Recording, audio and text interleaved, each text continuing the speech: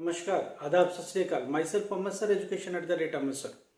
आपको पता है कि हम लोग एनआईएस एग्जामिनेशन के बारे में बात करते थे, स्टडी के बारे में बात करते थे, हाउ टू स्टडी ये भी बात करते रहते हैं। बहुत सारी बात होती रहती है एनआईएस से रिगार्डिंग। मगर कई बार हम लोग को लगता है कि ये जो बच्चे फ्रस्ट्रेट हो जाते हैं, स्टडी से थोड़े महरूम हो जाते हैं, या ये अपने आप को डिसीजन नहीं ले पाते हैं, बहुत सारी प्रॉब्लम में गिर जाते हैं, उनके लिए हम लोग को कुछ काम करने की जरूरत पड़ेगी। बट टाइम का इतना प्रॉब्लम है कि हम लोग बहुत कुछ चाह के भी नहीं कर पाते हैं। कई बार वीडियो रेडी रहता है, वो एडिटिंग नहीं हो पाती है। एडिटिंग बहुत मामूली से एडिटिंग करते हैं, उसके लिए भी टाइम नहीं है। और या अगर रेडी है तो उसे अपलोड भी नहीं कर पाते।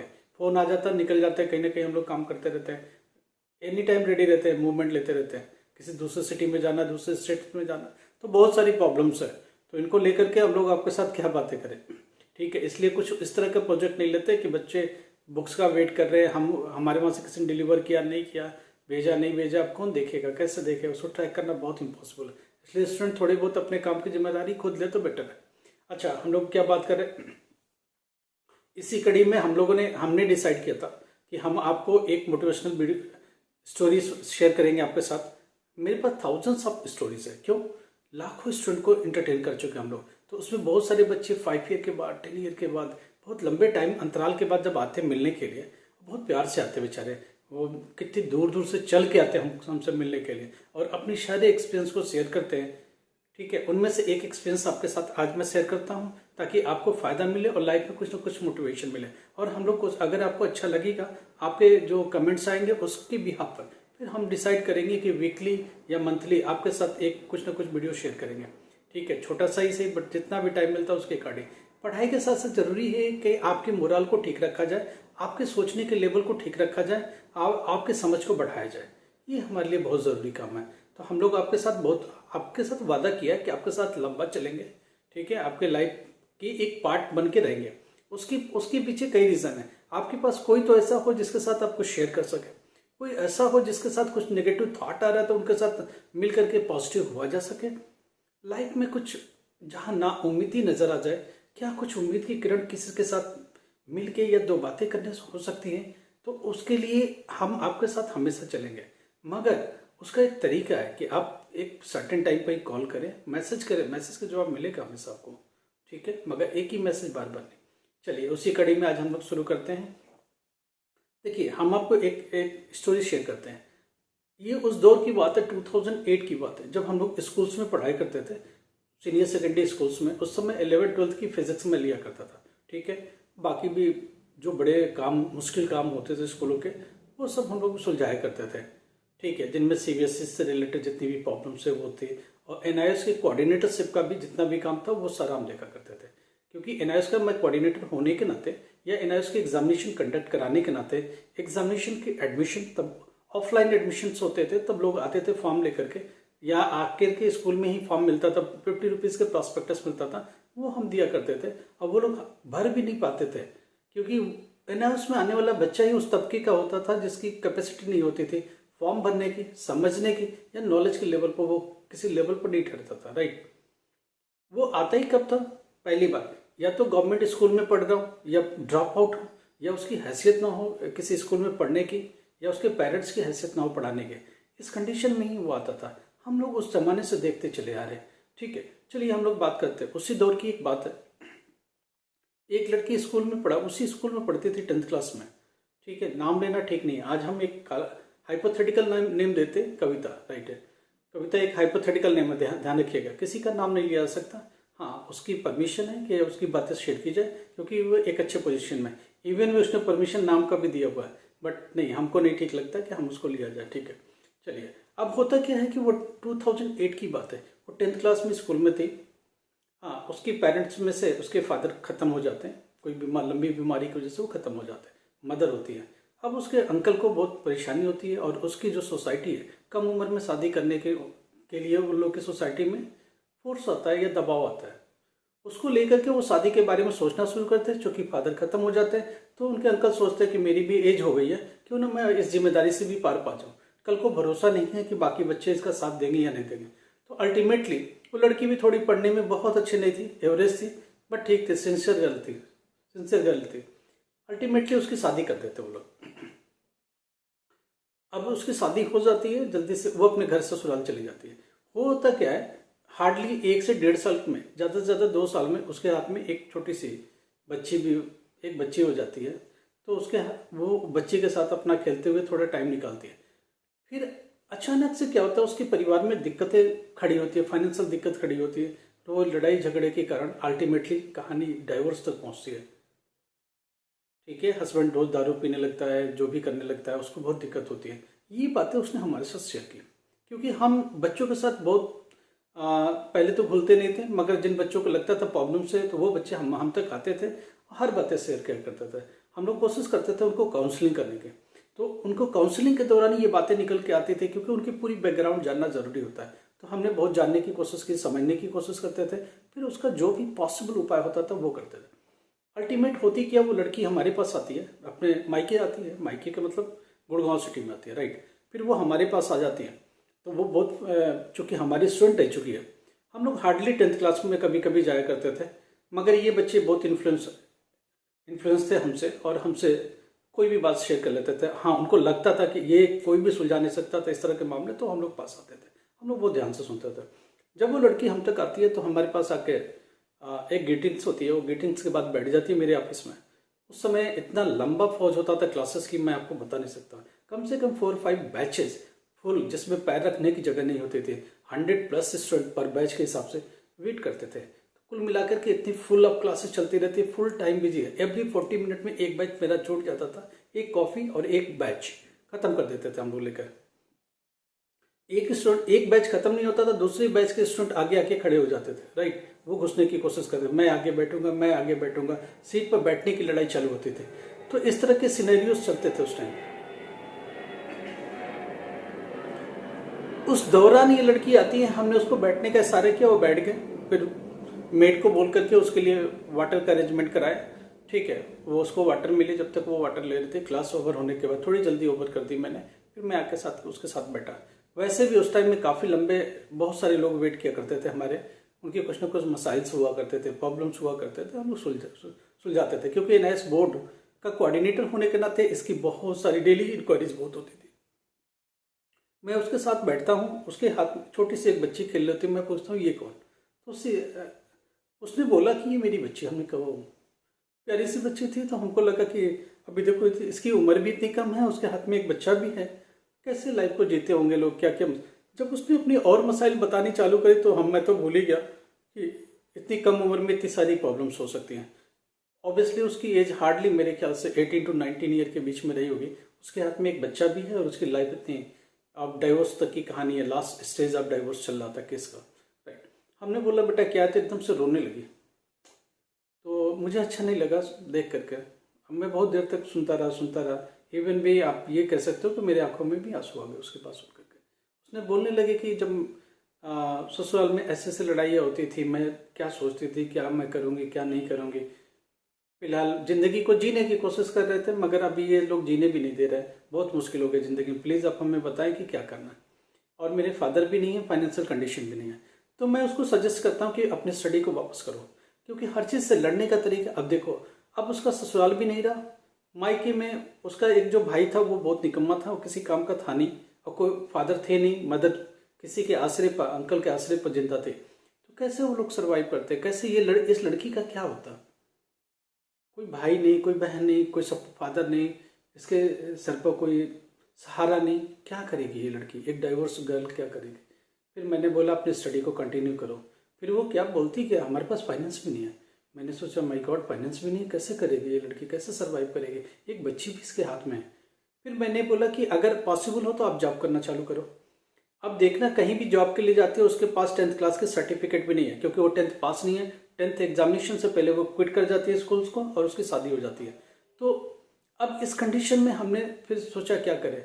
हुआ क्या, अप्रैल के एग्जाम के लिए उस समय 4 महीने रह गए थे, तब तक फॉर्म भरे भी जा रहे थे लेट पेमेंट के साथ। तो मैंने सजेस्ट किया 10th का फॉर्म भरो, तो वो उसके लिए पैसे लेके आते। उस टाइम में पैसे इतने नहीं लगते थे, गवर्नमेंट की फीस 700-800 के आसपास थी।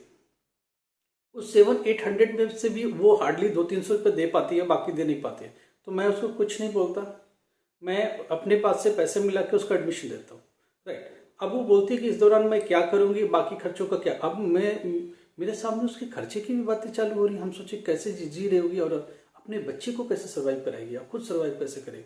मैंने उसको सजेस्ट किया तुम निकलो जॉब के लिए, और मैंने किसी से बात करी तो उसने 1-2 जगह ट्राई भी करी, और फिर उनमें से एक स्टूडेंट का मेरा एक्स स्टूडेंट का फ़ोन आता है कि सर मैंने एक ऑफिस ओपन किया है और उसमें इस तरह ऑफिस। तो मैंने बोला रिसेप्शनिस्ट कोई रखा क्या, तो बोला नहीं रखने वाले हैं। तो हमने कहा एक लड़की है उसको देखो, तो ये लड़की वहाँ जाती है, उसको जॉब में रख लिया जाता है। वो रखता तो नहीं, वो बोलते इसके साथ बच्ची भी जिम्मेदारी भी। हमने कैसे भी इसको एडजस्ट करो, बच्चे को अपने घर पर एडजस्ट करेंगे कैसे। बच्चे को मदर के पास छोड़ के वो जॉब में जाने लगती है, वो धीरे धीरे उसमें घुल मिल जाती है। उसको अच्छा लगता है कि चलो मैं कुछ करने लगी, कुछ कमाने लगे। उस टाइम में 5,000 4,500 रुपये कुछ ना कुछ उसको मिलने लगा, तो उसको एक हिम्मत आई कि हाँ मैं कुछ कर सकती हूँ। मैंने अपने आप को स्टार्ट कर लिया है। अप्रैल में एग्जाम के लिए आती है, वो बच्ची बहुत वीक होती है, हमको देखा नहीं गया। तो मैंने उसको बोला, कुछ बुक्स दिए, कुछ गाइड दिए, कुछ क्वेश्चन हमने पढ़ के पेजेस निकाल के अलग से प्रिंट आउट करके दिए कि ये इतना ही पढ़ के जाओ, ऐसे ही पढ़ के जाओ। आखिर में वो करती है। एग्जामिनेशन सेंटर पर भी हम लोग बोलते हैं कि इसकी थोड़ी प्रैक्टिकल मदद कर देना, बाकी जो भी पॉसिबल हो, टीचर जो ड्यूटीज पर प्लीज़ एक आध क्वेश्चन इसको एक्सप्लेन कर देना, जितना भी कर सकती है प्लीज़ कर देना। तो वो उसकी वजह से वो पास हो जाती है, राइट। अल्टीमेटली वो पास हो जाती है। पास हो गए 10th, तो उसको बड़ा अच्छा लगा क्योंकि अब उसके पास सर्टिफिकेट था। अब वहाँ से बोलती है कि मैं कुछ अच्छा करूँ, तो हमने कहा हाँ बिल्कुल अच्छा करो, आप यहाँ से निकलो और अच्छी जगह ट्रायल करो। वो एक NIT इंस्टीट्यूट, कंप्यूटर इंस्टीट्यूट होता था, उसके पास जाती है, राइट, उस इंस्टीट्यूट पर जाती है। जाने के बाद वो बोलती है सर मैं कैसे इंटरव्यू फेस करूँगी, उससे पहले बहुत घबराती है वो। हमने कहा बिल्कुल घबराना नहीं, जाओ। वो जिस जॉब के लिए चाहते हैं अगर आप सुटेबल हो तो जाओ। 10th क्लास का सर्टिफिकेट था, थोड़ी कॉन्फिडेंस तो आ चुके थे। अब वो 10th क्लास का सर्टिफिकेट लेके उस NIT इंस्टीट्यूट में जाते हैं। एक ब्रांड होता था, एक नेम होता था उस टाइम में, उस दौर में, ठीक है। तो वो जाकर के उस इंस्टीट्यूट में अपनी रिज्यूम देती है। जब उसकी रिज्यूम में चेक करते हैं वो लोग, तो वो लोग बोलते हैं नहीं, जस्ट 10th क्लास पास है, बहुत ज़्यादा स्किल नहीं है, राइट। मगर वो बोलती है कि मैं रिसेप्शन पर इतना टाइम कर चुकी हूँ, और उसने कैसे भी वो कन्विंस हो जाता है कि चलो ठीक है। मगर उसको सबसे लो प्रोफाइल जॉब देने की कोशिश करते हैं, टेली कॉलर की तरह। तो वो मेरे को कॉल मिलाती है कि सर ऐसे ऐसे मैं क्या करूँ। हमने कहा बेटा एक्सेप्ट करो। उसकी सैलरी तय की जाती है 7,000 रुपीज़। हमने कहा बेटर है 4,000 से 7,000 पर पहुँचे, और एक अच्छे ऑर्गेनाइजेशन पहुँचे जिसमें IT का कुछ है, कुछ लाइफ में भी कुछ है।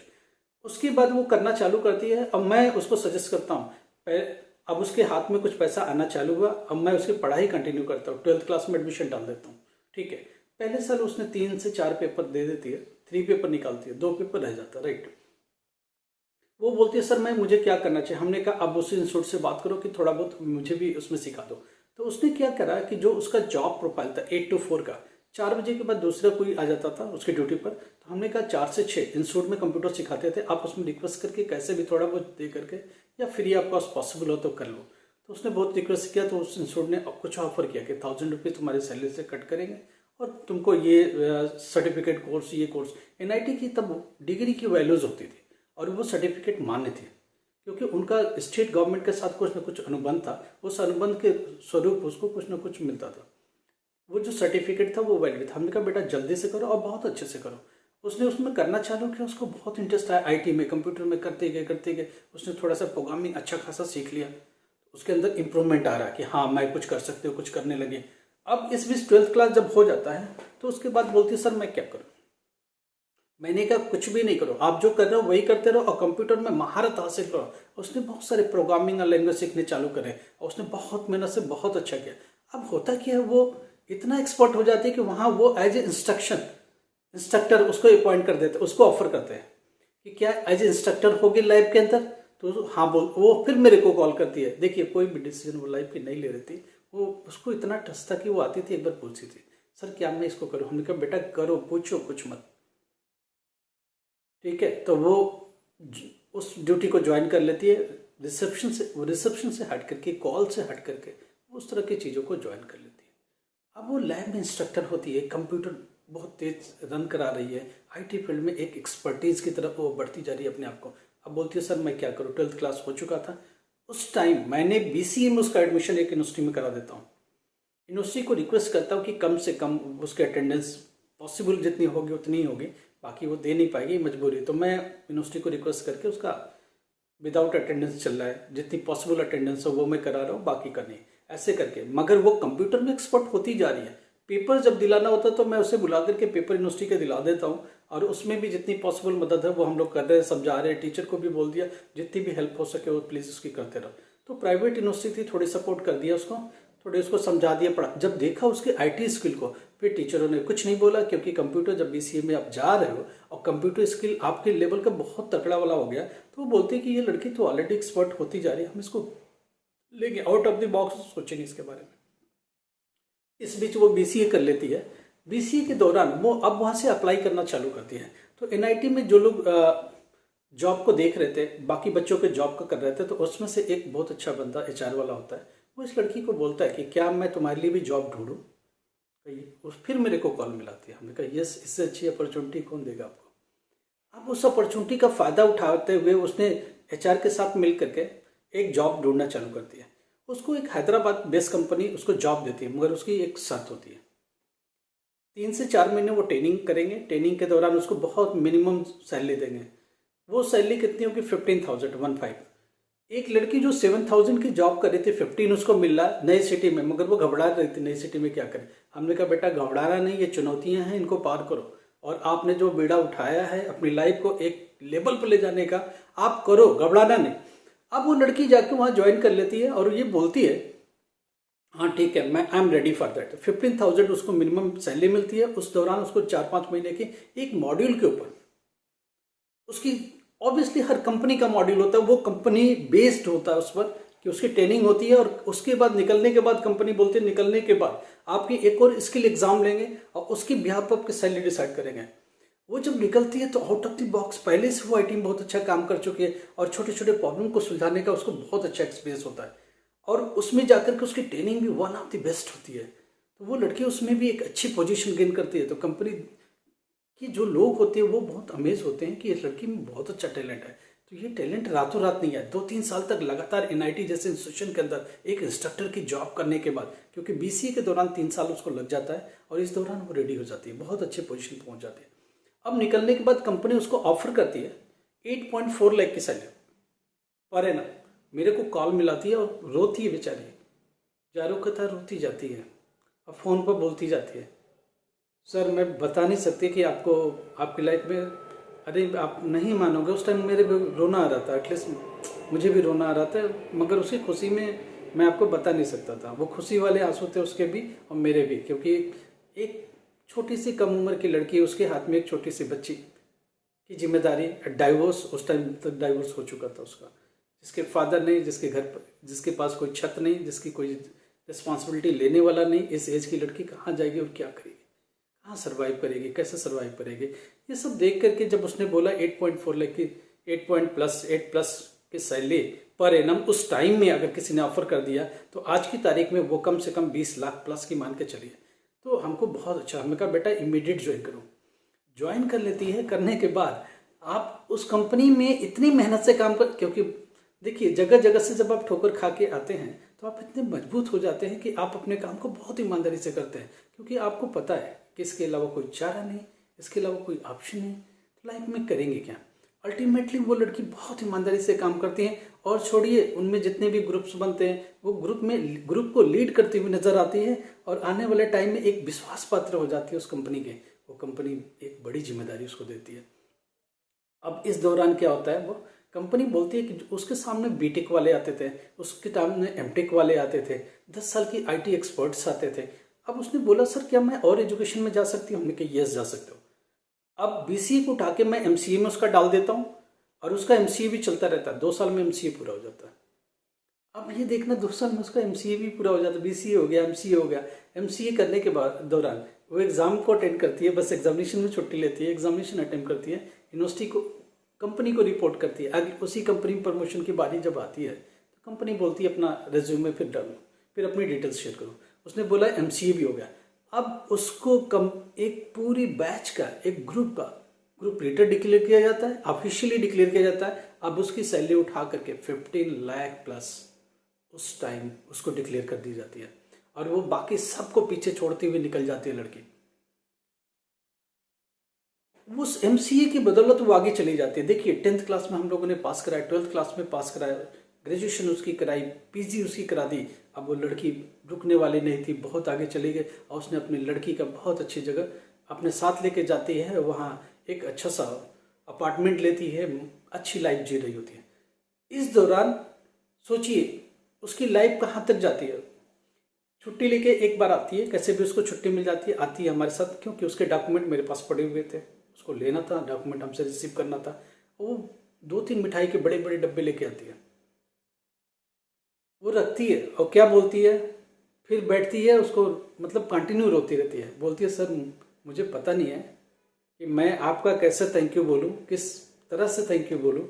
हमने कहा बेटा ये थैंक यू बोलने की ज़रूरत नहीं है, आप डिजर्व करते थे, आपने जो किया अपनी बदौलत किया, आपने अपनी मेहनत से किया। हम सिर्फ एक आपको रास्ता दिखाने वाले होते, करने वाले आप ही होते हो, बाकी गॉड की मर्जी है। टाइम आपका साथ दे रहा था। देखिए समय जब साथ देता है आपका, आपके दिन आप पॉजिटिव सोचना चालू कर देते हो तो समय भी आपका साथ देना चालू कर देता है। दोनों मिला करके एक सुटेबल एटमॉस्फेयर बनाते हैं और इस एटमॉस्फेयर का फायदा उठाते हुए आप एक सीढ़ियाँ चढ़ते चले जाते हो। और यही वो टाइम होता है जहाँ आपको जितना चढ़ सकते हो चढ़ जाना चाहिए मजबूती के साथ, मगर बेस आपको बहुत मजबूत होना चाहिए, पीछे से बैकग्राउंड में एजुकेशन होना चाहिए। अब वो लड़की वहां से उसके बाद 1-1.5 साल के बाद करीब फोन आता है, सर एक अच्छी कंपनी में जॉब मिली है और वहाँ मुझे जर्मनी जाने का ऑफर है। हमने कहा अच्छा तो डिटेल्स शेयर करो। तो उसने बोला जर्मनी की एक कंपनी में इंटरव्यू हुआ, मैंने इंटरव्यू दिया, उस कंपनी ने मेरे को जर्मनी आने का ऑफर दिया और मेरी salary package 80 lakh rupees per annum, accommodation with दुनिया के एक्सपेंसेस के साथ मिला करके उसको मिला, वो एक्स्ट्रा था। मतलब मान के चलो 1 करोड़ की पैकेज पर वो जर्मनी चाहती है अपनी बच्ची को लेकर के। आप सोचिए कि कितनी खुशी की बात है, मैं कितना खुश हुआ हूँगा उस टाइम में, बहुत खुश हुआ।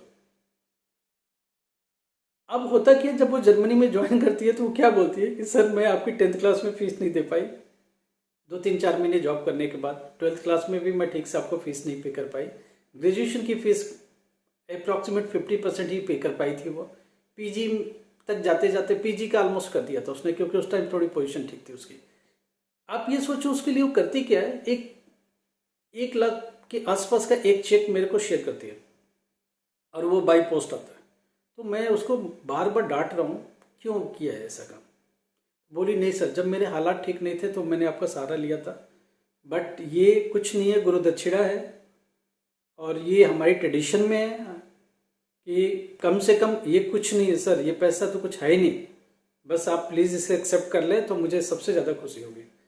मैंने उसको कुछ नहीं बोला, वो चेक ले लिया, ठीक है। मुझे याद है वो टाइम भी, तो मैंने वो सोचा कि एक लड़की जो 10th क्लास की फ़ीस नहीं पे करने की कैपेसिटी रखती है, आज वो बेधड़ल्ले से लाखों रुपए की चेक काट लेती है और उसकी लाइफ। सबसे अच्छी बात है, बात पैसे की नहीं है, उसके अंदर जो आत्मविश्वास पैदा हुआ और जो एक लेवल उसने अचीव किया, वो उसकी खुशी मैं आपको शेयर करते हुए मुझे भी बहुत अच्छा लग रहा है।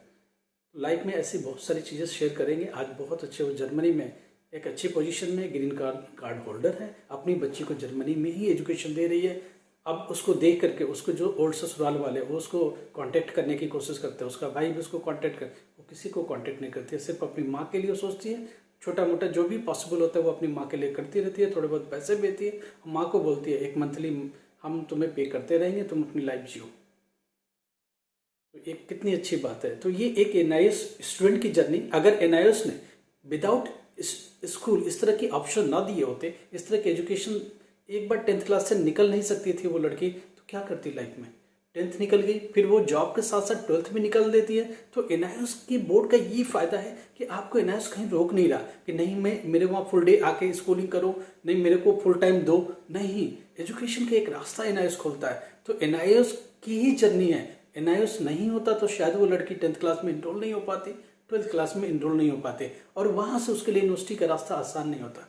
तो इसलिए मैं हमेशा स्टूडेंट के साथ हूँ, आपके साथ हमेशा रहूँगा, हमेशा मदद करूँगा, मगर पैनिक नहीं हुआ। इमीडिएटली आपके साथ बैठ नहीं सकते 2-4 घंटे, थोड़ा मेरे टाइम की कंस्ट्रेंट को समझने की कोशिश करो। हम आपके लिए 10 साल बाद 20 साल बाद भी कॉल करोगे, हम आपको कॉल उठाएंगे, मैसेज करो, टाइमिंग लो, उस टाइमिंग पर कॉल करो, ठीक है।